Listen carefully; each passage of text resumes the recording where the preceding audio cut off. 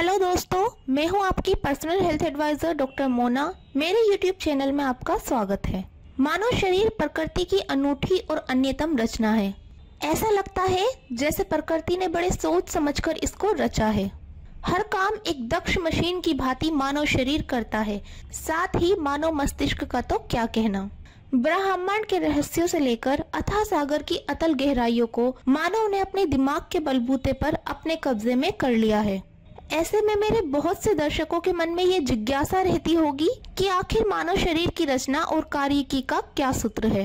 आज की वीडियो में हम इसी विषय पर बात करेंगे कि मानव शरीर रूपी मशीन के विभिन्न भाग कौन कौन से हैं।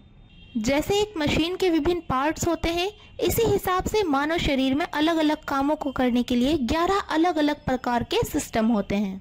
सिस्टम का अर्थ होता है अंगों का ऐसा समूह जो मिलकर एक खास काम को अंजाम देता है। जैसे पाचन क्रिया को करने के लिए पाचन तंत्र होता है और इसके अंग होते हैं आंतें और पेट आदि। सिस्टम को हिंदी में तंत्र कहते हैं।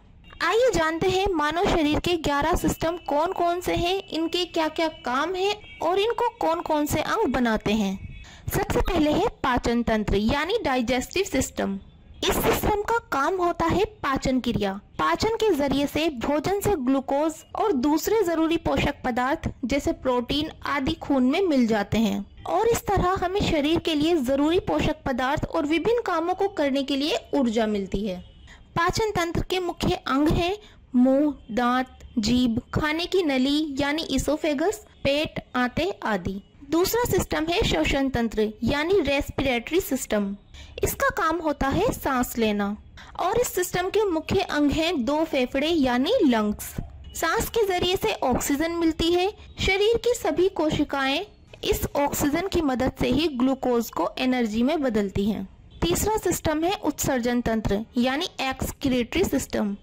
इसके मुख्य अंग हैं 2 गुर्दे यानी किडनी। इस सिस्टम का काम होता है शरीर के विषैले पदार्थों को मूत्र के जरिए शरीर से बाहर निकालना। चौथा सिस्टम है परिवहन तंत्र यानी सर्कुलेटरी सिस्टम।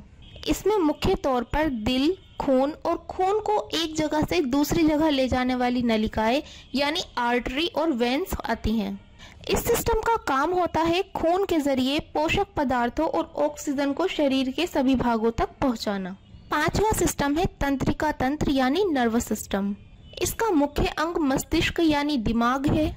इसका काम सोचने समझने और संवेदनाओं को शरीर में एक जगह से दूसरी जगह तक लाने और ले जाने का होता है। छठा सिस्टम है सेंसरी सिस्टम यानी ज्ञानेंद्रिय तंत्र।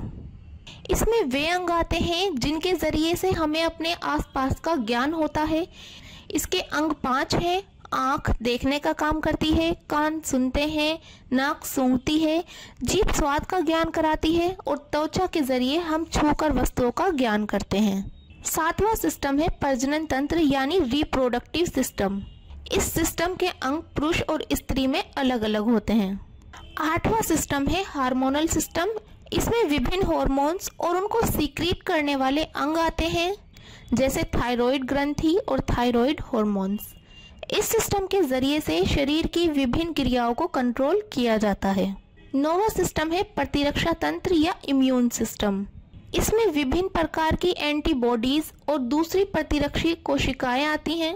यह तंत्र शरीर की रोगाणुओं से रक्षा करता है। 10वां सिस्टम है मस्कुलोस्केलेटल सिस्टम। इसमें हड्डियां और मांसपेशियां आती हैं।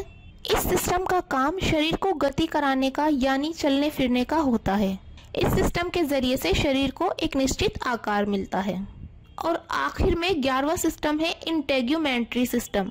यह शरीर को एक कवच प्रदान करता है। इसमें त्वचा, नाखून, बाल आदि आते हैं। इस तरह ये 11 सिस्टम एक परफेक्ट मशीन के पार्ट्स की तरह काम करके अलग अलग कामों को करते हैं। उम्मीद है आज की जानकारी आपको पसंद आई होगी। ऐसे ही और जानकारी प्राप्त करते रहने के लिए चैनल सब्सक्राइब कर लीजिए और अपना फीडबैक कमेंट के जरिए से देना ना भूलें। Goodbye, take care.